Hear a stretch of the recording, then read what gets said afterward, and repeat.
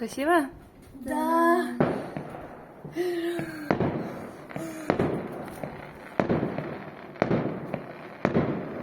А почему они выше не читают? Вон там еще маленький.